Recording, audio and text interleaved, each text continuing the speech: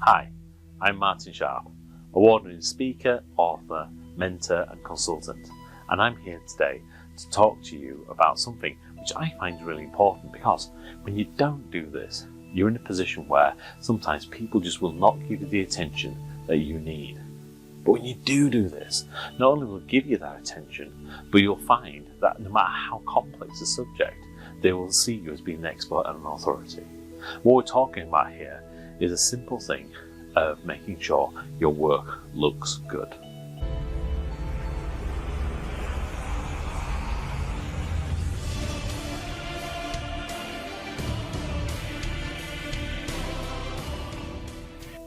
Now, what I mean when I say your work looks good is that you can't pay the extra bit of attention to how you're presenting back the results of what it is that you're doing. Whether you're presenting a proposal, whether you're presenting a report, whether you're doing a presentation, whether it's a video, what you're making sure is that every time you're trying to make sure all those details are correct. You have those kind of aspects in there that makes it look really professional. So you have things such as things like top contents pages, you have things like your logo on the front of it, you have a consistent look and feel.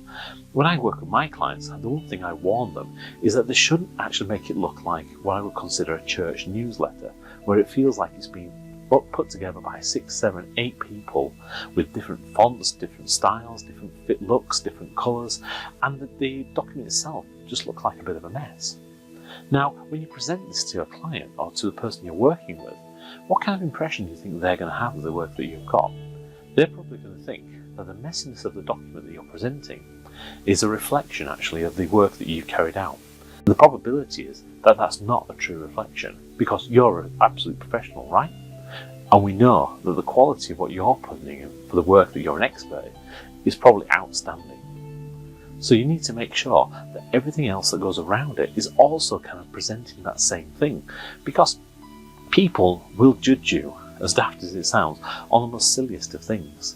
And a lot of this is down to the fact that they don't really understand what it is that you're a technical expert in and how that technical expertise comes to play. So what they will do is they will judge you then on the things that they understand. So does it look good? Are the spellings correct? Does it actually make sense when they read it?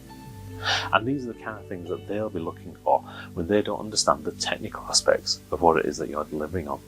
Now, a phrase that was coined by a gentleman called Louis Sullivan in 1896 was form followed function. Now, Louis Sullivan was an architect principally, and he was talking about office blocks and how, the exterior building should reflect the interior building, and how, the way that you need the building to work is then you can follow that with how it should look. So when people come up to the building, they understand the kind of occupants are in there and what's going to be going on.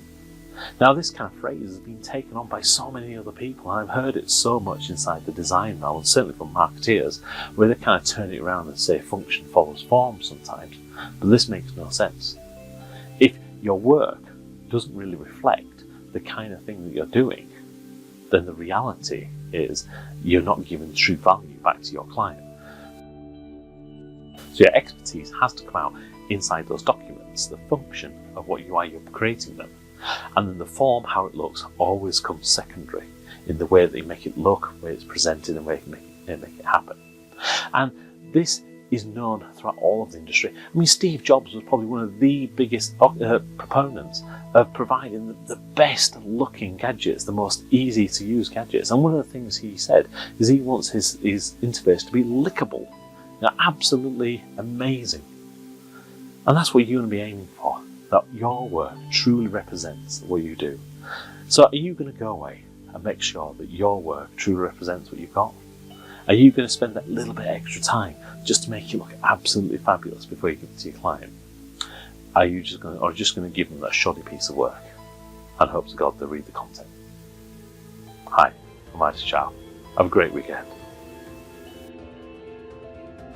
If you enjoyed this video, then please click the subscribe button for more hints, tips, sound bites and extras in order to be able to help you influence change, build consensus and achieve a greater success in your life, in your career and in your organisation.